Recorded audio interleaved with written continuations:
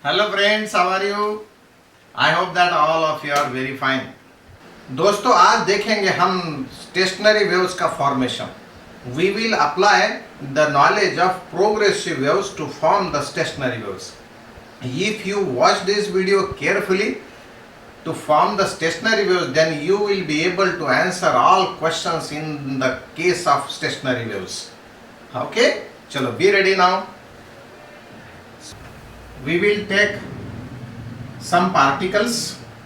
Here we will clone it and we will take the position. Now here other,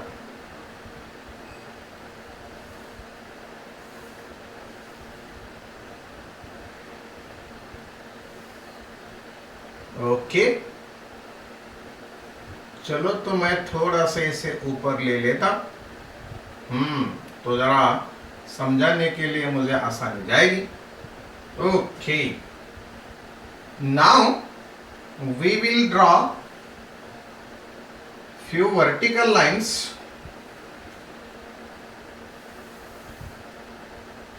This one. Here other position.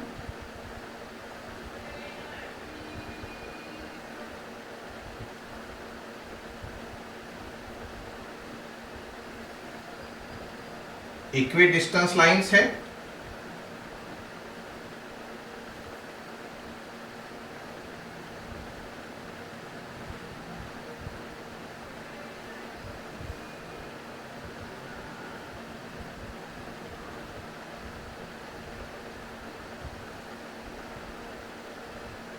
Okay. 1 2 3 4 5 6. I think it is enough.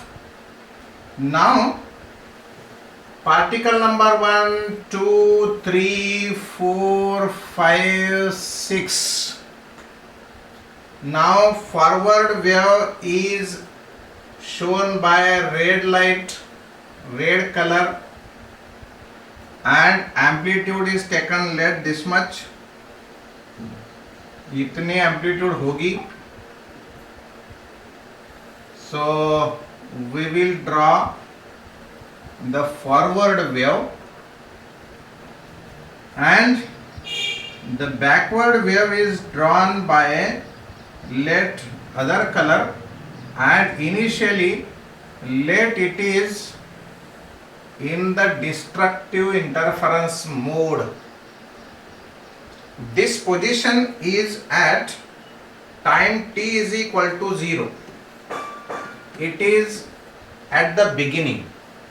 Yellow color is for reverse wave, is for wave propagated in a left side direction, while red color is used to denote the wave or to represent the wave in forward direction. दोस्तों, if this is the way of these two waves, so we will say that, or we can say that crest of one wave coincides with trough of other, or trough of one wave coincides with crest of other.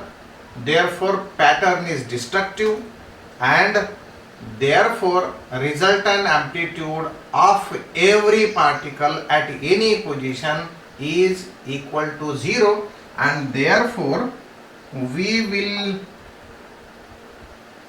draw the resultant wave here. Okay, this is what the position of all particles in our medium. Resultant wave.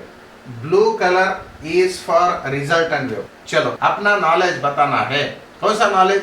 कि भाई particle number 1 forward wave के कारण किधर होगा, 2 number का particle किधर होगा, 3 number का पार्टिकल किधर होगा, लेकिन समय कितना बीतने वाला है. We are going to allow the time is equal to 1/4 period. So here period time given, time allowed, that is t by 4. Now I am taking the red color. It means we are going to draw the position of wave or position of particles after 1/4 period. Now where will the particle number 1, सामने, पीछे, ऊपर, नीचे कहा जाएगा particle number 1? Particle number 1 is at now lower extreme, मतलब यहां होगा, यहां। वेयर विल पार्टिकल नंबर 2, ये तो आसान है, अगर इट इज एट, अगर वो अपर एक्सट्रीम पर है तो वो मीन पोजीशन को आएगा। So here the particle number 2। Now particle number 3, particle number 3, so particle number 3 will be up, particle number 4 will be at mean position, particle number 5 will be at a downward position, and particle number 6 will be at the mean position.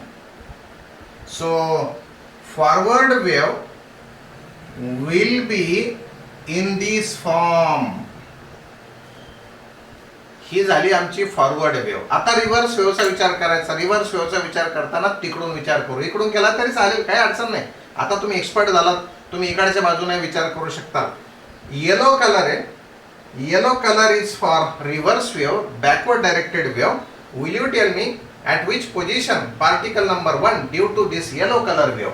जर का yellow colour मी असा इकडून बघितला तर माझा हा positive slope होणार आहे, आणि पॉझिटिव्ह स्लोप असेल तर पायऱ्या चढताना तुम्ही खाली मान करता का वरती मान करता?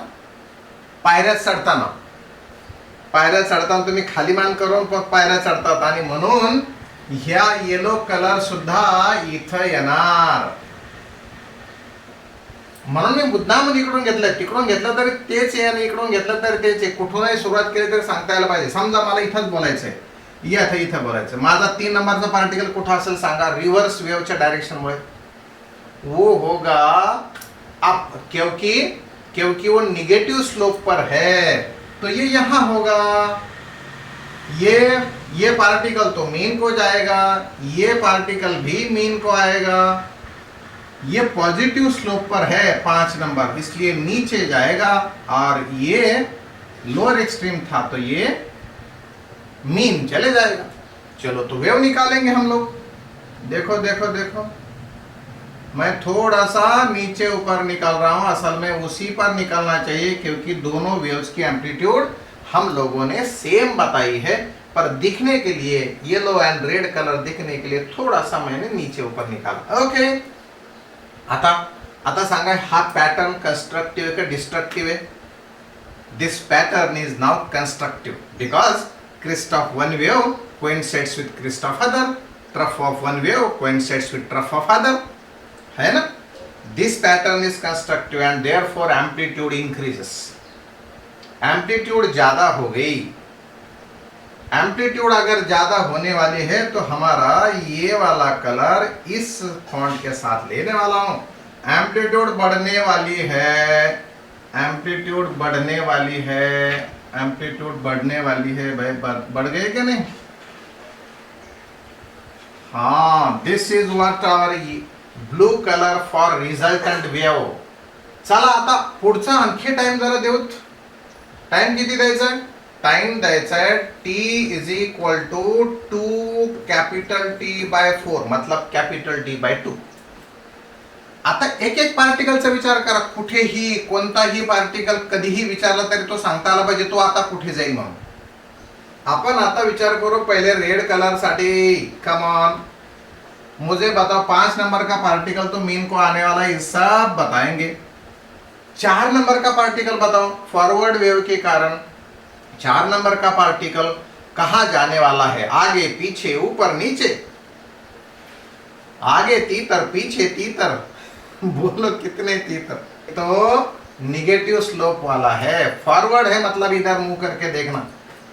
सो that 4 number particle is at negative slope and therefore it will be at upper extreme. तो कौन सा भी पूछने दो यार. मान लो कि ये मेरा, ये तो बहुत आसान रहता है. एक्सट्रीम को पार्टिकल है तो उसका आंसर देना बहुत आसान, एक्सट्रीम को है तो उसका आंसर देना बहुत आसान.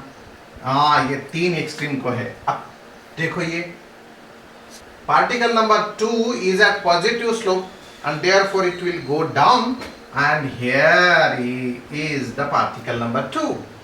So अब तो बहुत सिंपल हुआ, ये भी तो पॉजिटिव स्लोप पर है, ये देखो पॉजिटिव स्लोप, मैं ऐसा इधर चल देख रहा हूं. So this is how particle number 6 and wave will look like as such. Medium due to forward propagated wave is as such. Have you understood this? अब ये येलो कलर को देखें, येलो कलर रिवर्स डायरेक्टेड है, उधर से सोचना है. तो आसानी के लिए मैं इधर से बोलूंगा कि ये येलो कलर है, येलो कलर निगेटिव स्लोप पर है, मतलब ऊपर जाने वाला है मीन को, मतलब जाएगा ऊपर. और I have to take my yellow colour. This will be the situation of the particle number 6. Is it? ये एक लोअर एक्सट्रीम को था तो ये मीन को आएगा, ये पॉजिटिव स्लोप पर है इसलिए वो निगेटिव डायरेक्शन में चले जाएगा. And this is how position of particle number 4 due to reverse directed wave. Upper extreme को था, अब मीन को आएगा, मीन को है लेकिन निगेटिव स्लोप पर है इसलिए अब जाएगा. And here will be the situation. ये लोअर एक्सट्रीम को है, एक नंबर लोअर एक्सट्रीम को, इसलिए आएगा मीन पोजीशन. बस इन्हें जोड़ देना हमारा काम है. ये ऐसा जोड़ देंगे, बस जोड़ना है, तोड़ना नहीं है. क्या नहीं? Is the pattern constructive or destructive? And pattern is destructive. This pattern is destructive, and destructive interference gives you zero amplitude, and therefore resultant wave will be, मतलब resultant position of every particle of the medium will be at mean position. देखो ये आ गया mean position पर. Now time कितना? t is equal to 3 capital T by 4. It will be at upper extreme, क्योंकि ये नीचे था ऊपर चला है इसलिए ये इसकी डायरेक्शन आगे जाके ऊपर ही जाना है. तो मुझे बताना ये जाएगा मीन, ये जाएगा डाउन, और मुझे आप लोगों को पूछना मतलब टाइम बर्बाद करना है ऐसा लग रहा है, क्योंकि आप लोगों को समझ में आया है. अब रिवर्स वेव के बारे में सोचेंगे. रिवर्स वेव जो है, रिवर्स वेव ये अपर एक्सट्रीम है, मतलब ये मीन को आएगा, ये मीन को है पर निगेटिव स्लोप पर है तो पॉजिटिव जाएगा. ये लोअर एक्सट्रीम तो मीन आएगा, ये पॉजिटिव स्लोप है तो निगेटिव डायरेक्शन, ये अपर एक्सट्रीम है तो मीन, ये निगेटिव स्लोप है तो ये ऊपर चले जाएगा और ये यहाँ आएगा. अब देखो बस मुझे ये पोजीशन निकालनी है वेव की, और मैं पर्पसली कहीं ऊपर तो कहीं नीचे बताने वाला हूं ताकि दोनों कलर आपको दिखाई दे. Got it? आप देखो इसकी रिजल्टेंट, ये तो पैटर्न कंस्ट्रक्टिव है, therefore resultant will be like this. Amplitude will be more than individual. ये हुआ, ये मेरा resultant wave.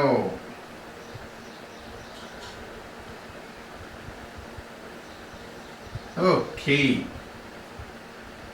what will happen after next 1/4 period? I am friends, come on now. Particle number 1 will be at its original position. जिथे होता तिथे असणार आहे. कारण आम्ही आता टाइम कंप्लीट पीरियड इतका घेतोय, म्हणजे प्रत्येक पार्टिकल आता त्याच्या ओरिजिनल पोझिशनला असणार आहे. मी इथे डायग्राम नाही काढली तरी चालती, कारण ती अशीच असणार आहे. बरोबर आहे का?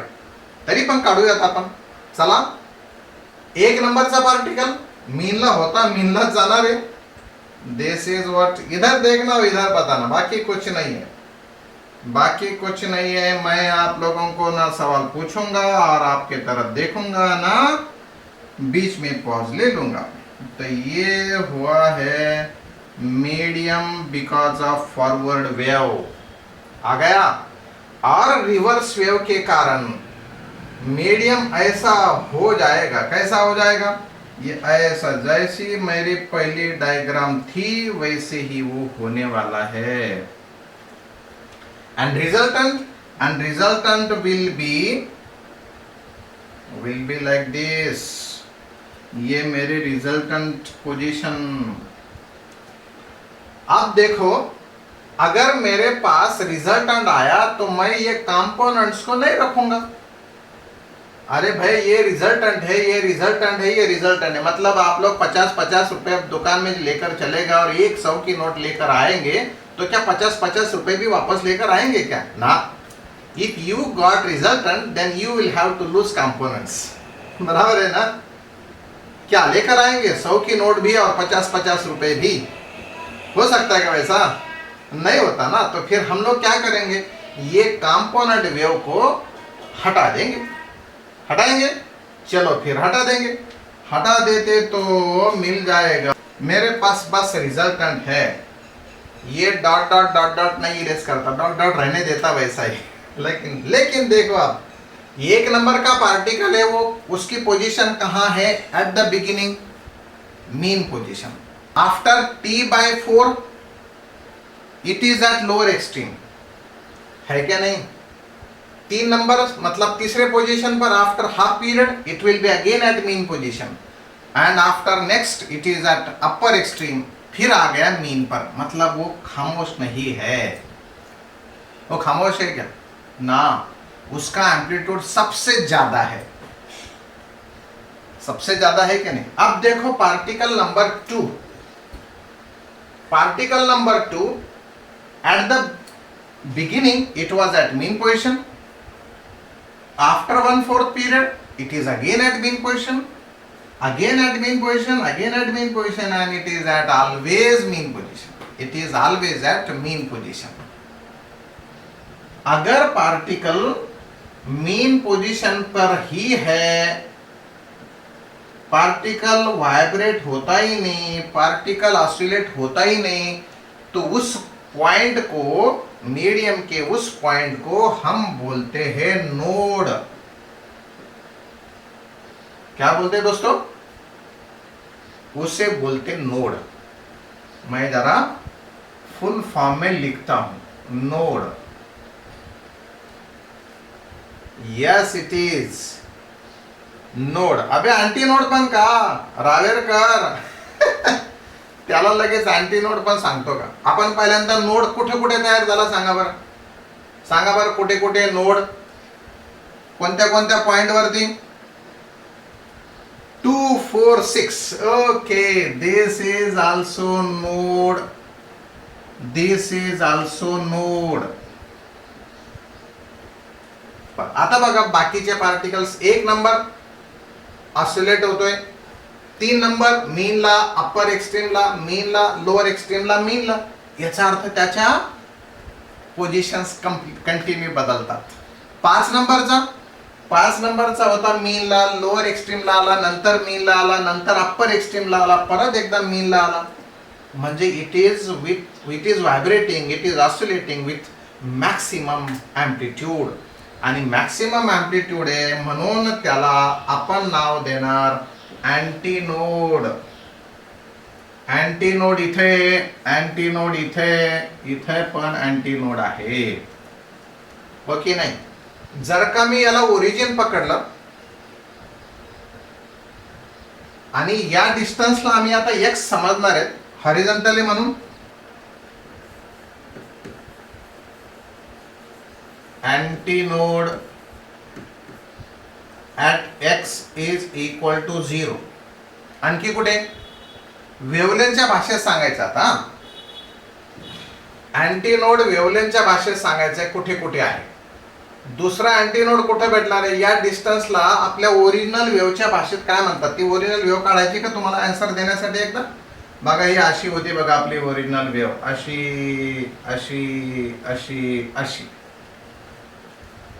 What is the distance between particle number 1 and particle number 2? Because it is the crest. Convex part of the medium is crest and what is the length of that crest, तो ये होता है लैम्बडा बाय 2। इसका मतलब दूसरा जो distance है वो लैम्बडा बाय 2 है। तीसरा एंटीनोड कहां मिला? तीसरा एंटीनोड और लैम्बडा बाय 2 के बाद, मतलब यहां से मेजर करें तो इतना डिस्टेंस होता है वेवलेंथ। कितना? ये वेवलेंथ होता है। अगर हमारी डायग्राम और थोड़ी सी एक्सटेंड करते तो नेक्स्ट एंटीनोड कहां मिलता था, जरा सोच के बताओ। तो हम लोग लिख देंगे फिर इस पोजीशन को 3 लैम्बडा बाय 2। आगे आगे कितना होगा? 4 लैम्बडा बाय 2। कितना भी लिख सकते हैं आप तुम लोग। ये 4 लैम्बडा बाय 2 मतलब 2 लैम्बडा, बाद में 5 लैम्बडा बाय 2, बाद में 6 लैम्बडा बाय 2, 7 लैम्बडा बाय 2। अब जरा बताओ नोड पोजीशन, नोड कहां है मेरा? अगर x के फॉर्म में लिखना है और लैम्बडा के भाषा में आंसर देना है, तो पहला नोड कहां मिला, कितने डिस्टेंस पर? पहला नोड लैम्बडा बाय 4 पर। वाह क्या बात है यार, बच्चे तो मेरे से आगे निकल गए। Lambda by 4। फिर बाद में, अरे पहला लैम्बडा बाय 4 पे मिला, फिर बाद में नोड कितने डिस्टेंस पर? Lambda by 4, lambda by 4, lambda by 4। कितने लैम्बडा बाय 4? देखो ये लैम्बडा बाय 4 है, ये लैम्बडा बाय 4 है, ये भी लैम्बडा बाय 4 है। कितने लैम्बडा बाय 4? तीतर के आगे तीतर, तीतर के पीछे तीतर, बोलो कितने तीतर? तो 3 है दोस्तों, ये है 3 लैम्बडा बाय 4। ऐसे और देखो ये कितने डिस्टेंस पर? ये होता है 5 लैम्बडा बाय 4 पर। 1 2 3 4 5। So here we will write 5 lambda by 4। आगे कौन सा होता था? अगर मैं लिखता ही, अगर ये डायग्राम सामने जाती थी तो कितने पोजीशन पर?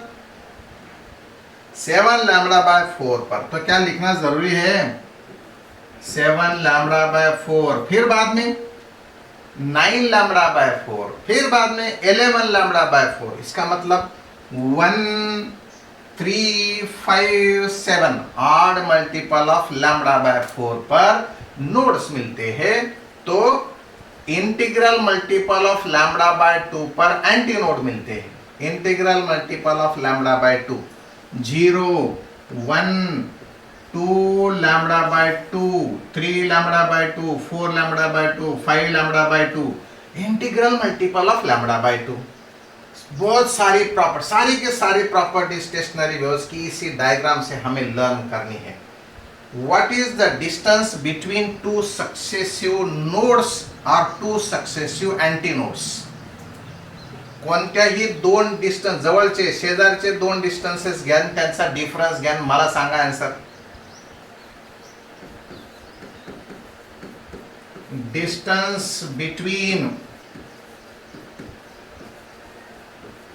any 2 successive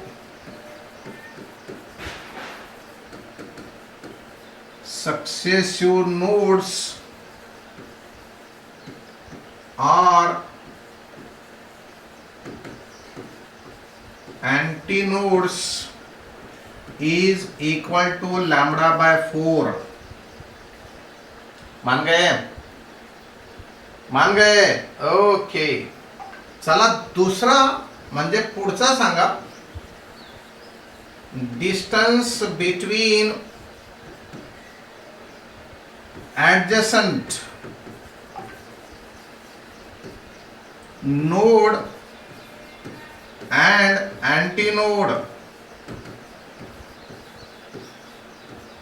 is equal to, बताओ बाबा, distance between adjacent node and anti node, कौन सा भी नोड और कौन सा भी एंटी नोड ले लो, चलेगा। ये लैम्बडा बाय 4 है। Okay, this is what lambda by 4। Now तो क्या फिर ये ऐसा हुआ क्या नहीं? मेरे हाथ अगर ये हिलते नहीं है, मान लो हिलते नहीं है, तो क्या ये ऐसा लूप बना? Can you see this? एक लूप बन गया वैसा। हाँ,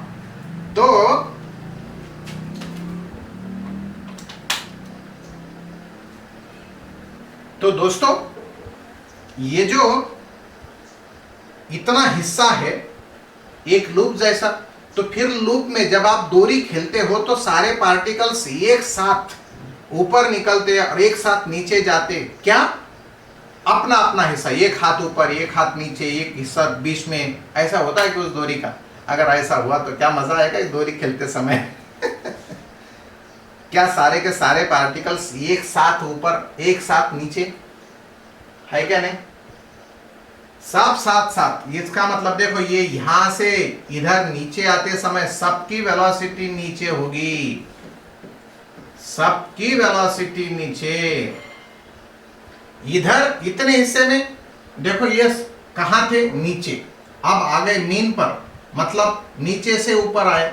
इसका मतलब सारे पार्टिकल्स की वेलोसिटी अप डायरेक्शन में होगी।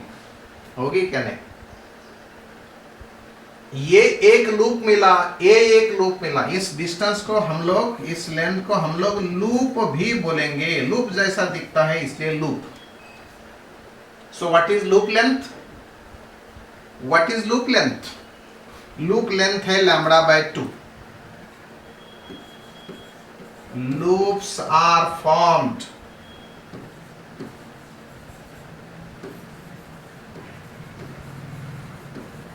and length of a loop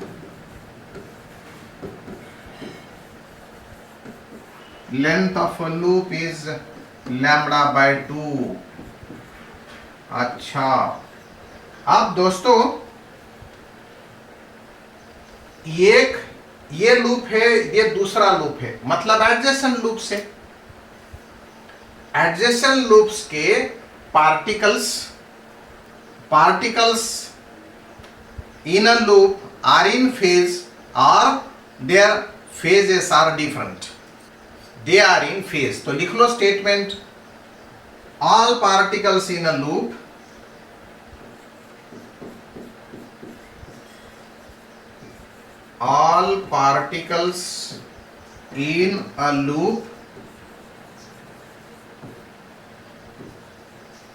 are in phase.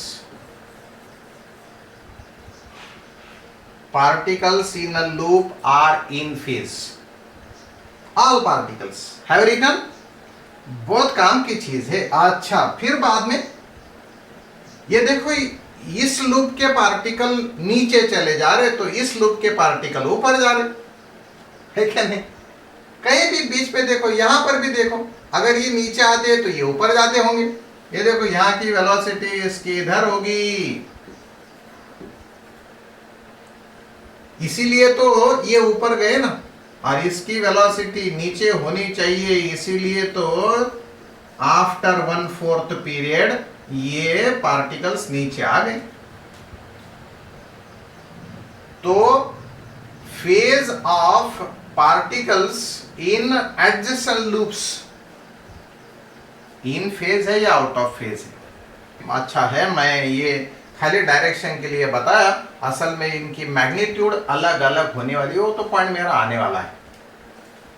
पर डायरेक्शन, क्या डायरेक्शन अपोजिट है? मतलब फेज अपोजिट है। Particles in adjacent loops are out of phase. Right down that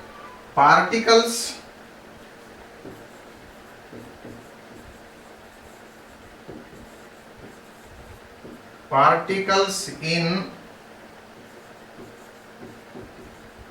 adjacent loops are out of phase. Out of phase का मतलब phase difference is 180 degrees। बराबर? हाँ, ये पॉइंट। चलो, तो अभी नेक्स्ट, अब सोचेंगे दोस्तों in case of progressive waves we have a statement, each and every particle oscillate about its mean position and their amplitudes and frequencies are same. पर क्या यहां सारे के सारे पार्टिकल्स की एम्पलीट्यूड सेम है क्या? तुम्ही दोरी खेळताना सेंटरचा जो पार्टिकल आहे तो डोक्यापासून थेट पायापर्यंत जातो, पण हाताजवळचा पार्टिकल तोही तेवढाच वरती खाली जातो का थोडासा कमी जास्त? थोडासा कमीच, जास्त नाही. Different particles in a loop oscillate with different amplitudes, किंवा दुसऱ्या भाषेत amplitudes of different particles are different in a loop. काय?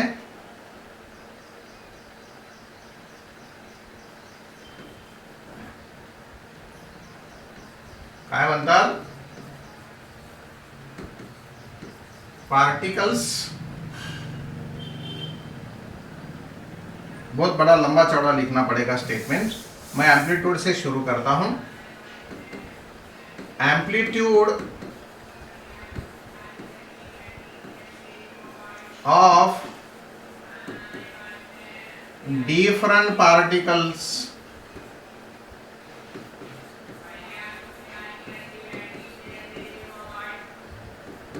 in a loop is different.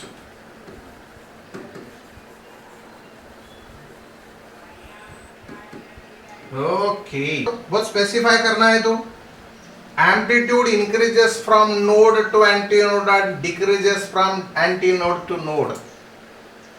Amplitude of a node point is 0 while amplitude of antinode point is maximum. बरोबर आहे. मग आता बघा, एम्प्लिट्यूडच जर कधी कमी असेल इथल्या पार्टिकलची, एम्प्लिट्यूड इथल्या पार्टिकलची जास्त, आपण त्याला काय नाव देऊ? लेट ये 6 हो गई, ये 7 नंबर, ये 8 नंबर. 7 नंबर का एम्प्लीट्यूड देखो, ये वाला 7 नंबर, ये ऐसा इधर आएगा. 8 नंबर का ये ऐसा नीचे आएगा, है ना? तो एम्प्लीट्यूड 8 नंबर की ज्यादा है 7 नंबर से. It is oscillating about it's main position with its own amplitude. पर क्या फ्रीक्वेंसी इन सारे पार्टिकल्स की सेम है या डिफरेंट है? फ्रीक्वेंसी का मतलब 1 सेकंड में कितने बार ऑसिलेशन होना, या पीरियड बताओ, पीरियड सेम है या डिफरेंट है? मतलब 1 सेकंड में अगर ये पार्टिकल अपना ऑसिलेशन कंप्लीट करता तो ये पार्टिकल भी उतने ही सेकंड्स में या कम ज्यादा में? हाँ, सेम में. वरना दोरी खेलते समय एक पार्टिकल पैर के नीचे, एक पार्टिकल ऊपर, एक पार्टिकल किधर भी, ऐसा बड़ी मुश्किल होती ना. सगळ्या पार्टिकलचा पिरियड सेम असला तरच ते दोरी खेळल्या जाईल, नाहीतर दात 32 बाहेर येईल. होईल का नाही तसं? मित्रांनो, frequency of each particle in a loop is same. लिख लो statement, frequency of each particle is same.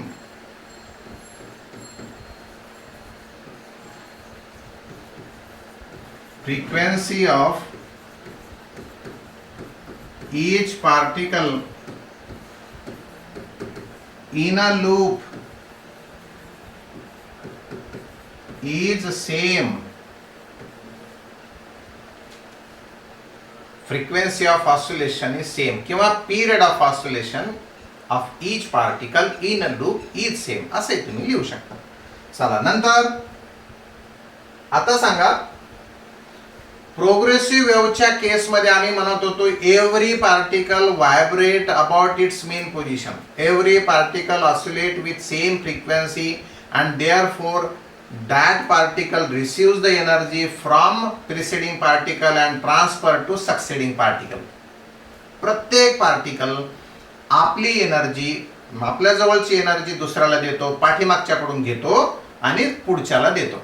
म्हणजे जसं आजोबाची जमीन वडिलाला आली, वडिलाची जमीन मुलाला जाणार आहे, मुलाची जमीन त्याच्या मुलाला जाणार आहे. चालतंय की नाही असं?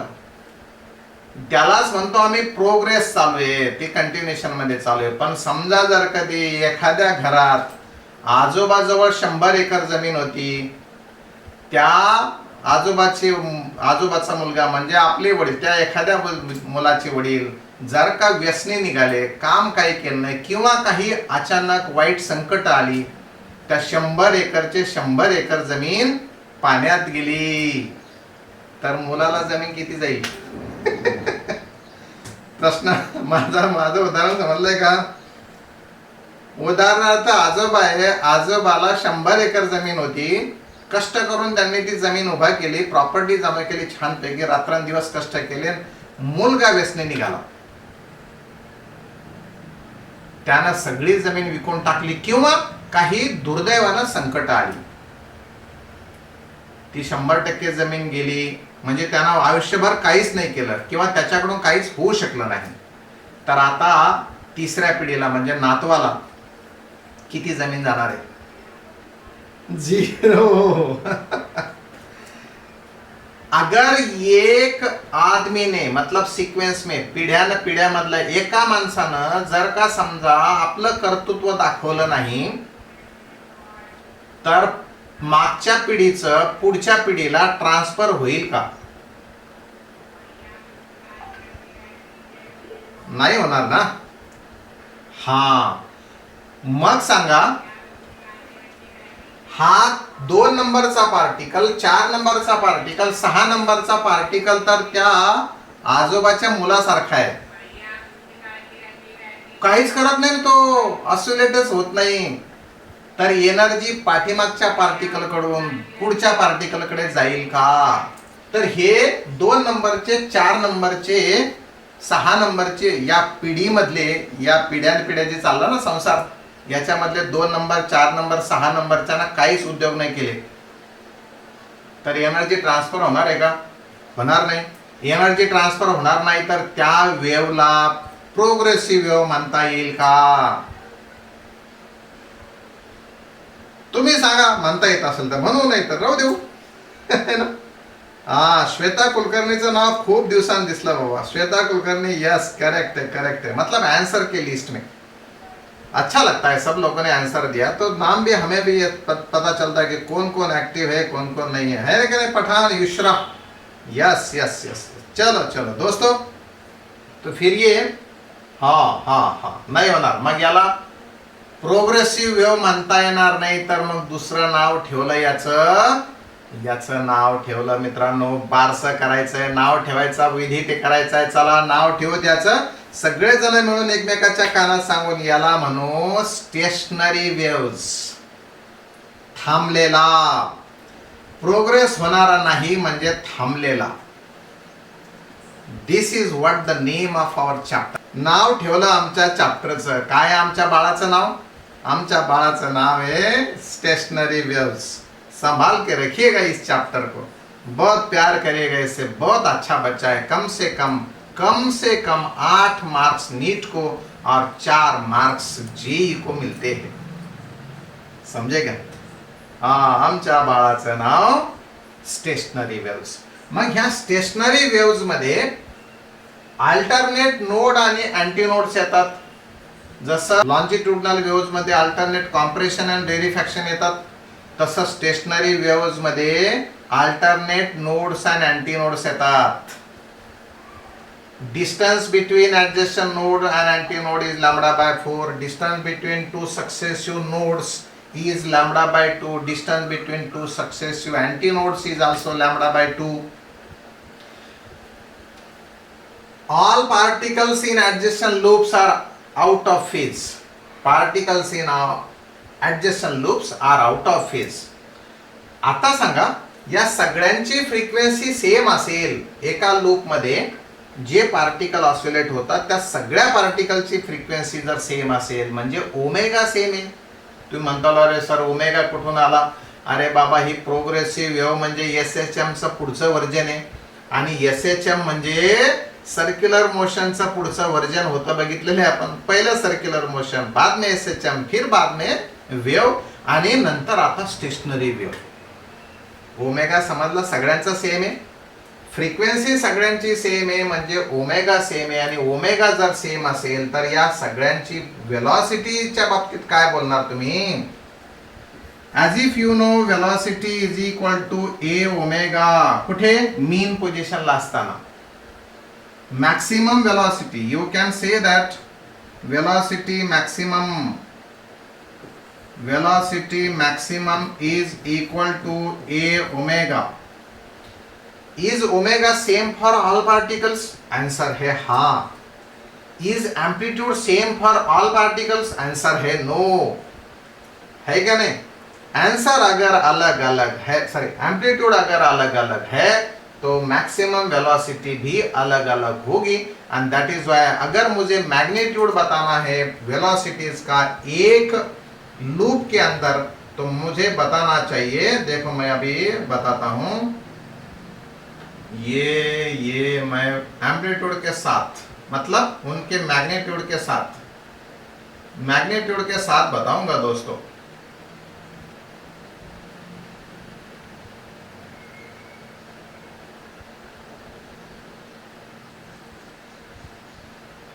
ओके चलो देखिएगा, ये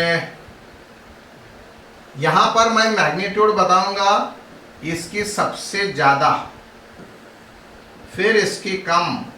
एम्पलीट्यूड जिसकी ज्यादा उसकी वेलोसिटी मैक्सिमम भी ज्यादा. मैक्सिमम वेलोसिटी होगी सबकी लेकिन अलग अलग होगी. यहां तो वेलोसिटी होगी ही नहीं, ये तो खामोश बैठे हैं. Have you understood all these vectors? अगर यहां बताना है तो मैं इसी वेक्टर्स पे बताऊंगा, ये वाला, ये वाला, ये ऐसे, ये ऐसे, ये ऐसे, ये ऐसे, ये ऐसे. Have you understood all? Have you understood all?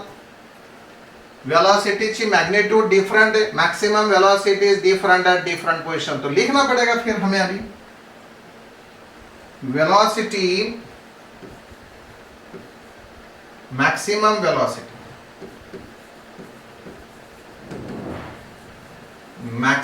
velocity of different particle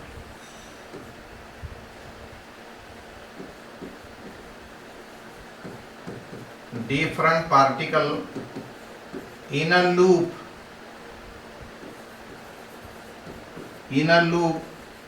depends upon its amplitude.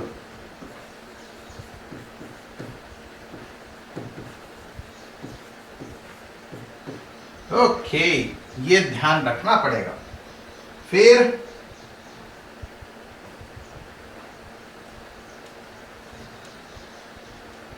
अब और क्या बता सकते हैं इधर?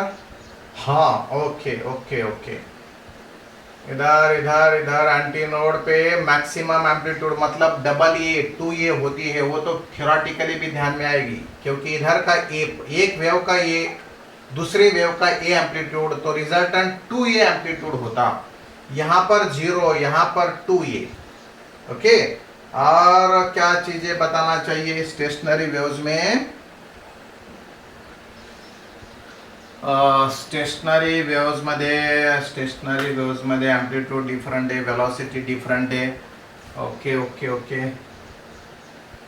Right. Now look at this friends. अगर अपने ये एक पल्स मैं उधर से लेकर आता, एक पल्स इधर से लेकर आता, तो कौन सा इंटरफेरेंस बनता है जरा देखिएगा. Here when two pulses traveling in opposite direction, क्या होता है? जब अपोजिट डायरेक्शन में पल्सेस आएंगे मतलब एक का क्रिस्ट और दूसरे का ट्रफ अगर होता है तो फिर रिजल्टेंट एम्पलीट्यूड उस समय क्या होता जरा देखिएगा. यहाँ पर 0 होता एम्पलीट्यूड और फिर अपने अपने पल्सेस अपने अपने डायरेक्शन में चले जाते, क्योंकि आप लोगों ने principle of superposition of waves पढ़ा है, आप लोगों को पता है कि when two or more waves meet at a point simultaneously, then each wave produces its own displacement independent of each other, but resultant displacement is vector sum of displacement due to all waves. तो यहाँ वो जो vector sum है वो particles इधर से उधर, ये वाली वेव इधर वाली वेक्टर सम यहाँ जीरो हो जाती, फिर वो व्हाइट वाली ऊपर से ऊपर चले जाती, येलो वाली नीचे से नीचे चले जाती। कौन सा इंटरफेरेंस, कौन सा इंटरफेरेंस हुआ ये? This is destructive interference. अगर ये पल्सेस एक ही डायरेक्शन में चले जाते, मतलब वेव इन अपोजिट डायरेक्शन, लेकिन एक का क्रेस्ट और दूसरे का क्रेस्ट, तो रिजल्टेंट देखो कितना ज्यादा हुआ था उस समय। When two pulses traveling in opposite direction along the same path, then they produce which interference? कौन सा इंटरफेरेंस हुआ है? ये कौन सा इंटरफेरेंस हुआ बता दे क्या? ये कौन सा इंटरफेरेंस? देखो मीट हुए, एम्पलीट्यूड ज्यादा हो गई और फिर सामने चले गए, ये हुआ कंस्ट्रक्टिव इंटरफेरेंस। तो we have two types of interference, constructive interference and destructive interference. और अगर ऐसे कंटिन्यूअस चालू रहा constructive interference and destructive interference, तो फिर होता क्या? अगर ये दोनों वेव्स, दो वेव्स की एम्पलीट्यूड सेम है, फ्रीक्वेंसी पीरियड सेम है, एक ही पाथ पर एक ही मीडियम में चलते हैं, तो कभी कंस्ट्रक्टिव तो कभी डिस्ट्रक्टिव ये बनता है। और हमें पता था जब फ्लैट सरफेस आता था तब डिस्ट्रक्टिव, फिर बाद में कंस्ट्रक्टिव, फिर फ्लैट, फिर बाद में कंस्ट्रक्टिव, फिर फ्लैट, ऐसा चलता था कि नहीं? सो ये डेफिनेशन बनती है when two identical progressive waves traveling on same path opposite in direction, then they produce stationary interference pattern called as stationary waves. देखो देखो देखो क्या डेफिनेशन सिंपल है। when two identical progressive waves travels along same path in opposite direction, then they produce stationary pattern called as stationary waves. Got it? ये definition आपके notes में है, आप लोगों को आप भी लिखना है तो लिख सकते, इतने समय में तो हो गया। क्या हुआ? when two identical progressive waves traveling on same path opposite in direction, then they produce stationary interference pattern and it is called as stationary waves. Progressive wave क्या डबली पीरियडिक थी क्या? नहीं रे, progressive wave periodic in time and periodic in space थी या नहीं? Yes it was. अब यहां देखो, अगर आप लोग यहां पर फोकस करके बैठे हैं यहां पर, तो ये पार्टिकल कुछ समय के बाद फिर से अपने अपर एक्सट्रीम को जाता है कि नहीं? ये देखो, upper extreme, mean, lower extreme, mean, इसके बाद अपर एक्सट्रीम आने वाला है। तो क्या ये पीरियडिकल होगा या जब दिल चाहे तब होगा? will this be periodic in time? Stationary waves will be periodic in time. पर देखिएगा, अगर ये स्टेशनरी पैटर्न अपन थोड़ा सा लंबा खींचते थे तो क्या होता था रे? ये वेव, ये पल्स ऐसा बनता था कि नहीं? देखो ये इधर ऐसी, अरे बनती थी क्या नहीं? तो फिर देखो, इस मैक्सिमम एंटीनोड से, सॉरी मैक्सिमम डिस्प्लेसमेंट से हम अगर चलते रहे तो मैक्सिमम डिस्प्लेसमेंट और एक बार मिलता और उतना ही डिस्टेंस चले जाते तो फिर एंटीनोड मिलता। मतलब antinodes are at equal distances, aren't they. तो क्या हम बोल सकते हैं कि stationary waves are periodic in space? तो क्या एक ही सेंटेंस में बोल पाएंगे हम लोग? Stationary waves are doubly periodic, periodic in time, periodic in space. Have you understood? Stationary waves are doubly periodic किंवा दिस इज डबली पीरियडिक। क्या मैं फुल फॉर्म में लिखूं?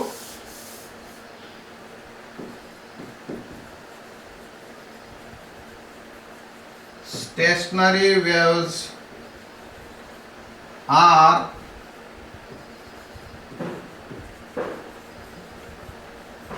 doubly periodic. इसका मतलब periodic in time, periodic in space. Bracket मध्ये लिहू शकता तुम्ही periodic in time, periodic in space. Okay, चलो तो फिर जाएंगे इधर. So this is how now, अगर ये दो waves equal in magnitude, opposite, equal in amplitude, opposite in direction, मतलब identical progressive wave travel on same path, opposite in direction, तो रिजल्टेंट ये रेड कलर वाला मिलता है ना. और बहुत सारी बातें देखिए, देखो ये वेव आपको दिखाई देगी. वेव अगर इधर से उधर से जनरेट हुई, ये वापस आई, तो वापस जाने वाली वेव आइडेंटिकल होती है. So when two equal identical, equal म्हणजे two identical progressive waves travel on same path, opposite in direction, then they produce stationary interference pattern. जाणारी वेव रिफ्लेक्ट होऊन वापस येणारी वेव आयडेंटिकल असतात. आणि म्हणून when two identical progressive wave travelling on same path, opposite in direction, then they produce stationary pattern, है ना. So here क्या मेरा समय खत्म हुआ? देखो देखो ये इतना एनिमेशन देखो, ये दोनों की प्लस होने के बाद ये मिलता है.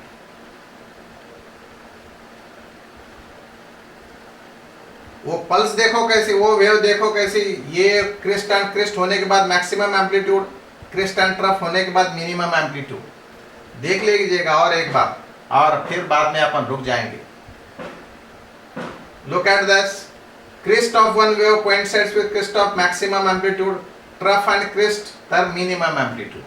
And this is how when two identical progressive wave traveling on same path, opposite in direction, then they produce stationary interference pattern. मतलब एंटी नोड एंड नोड मिलता है. लुक एट दिस, ये ऐसा होता है. देखो ये ऊपर, एक वेव ऊपर जाती है, एक वेव नीचे से लेफ्ट साइड आती है, और हमें रिजल्टेंट पैटर्न ऐसा मिलता है.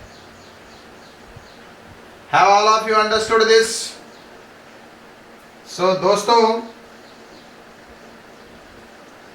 दोस्तों इसी के साथ आज के ताज़ा समाचार खत्म करेंगे. मिलेंगे कल इसी स्टेशनरी वेव्स के थियोरेटिकल पार्ट के लिए. मतलब आज ग्राफिकल रिप्रेजेंटेशन से स्टेशनरी वेव्स हमने लर्न किया. कल देखेंगे हम लोग इस स्टेशनरी वेव्स का एनालिटिकल फॉर्मेशन. मतलब we will discuss analytical treatment of stationary waves, और फिर सारी प्रॉपर्टीज हम लोग दोबारा डिस्कस करेंगे उस हिसाब से. तो भूलिएगा मत. We will meet tomorrow. Till that all the best.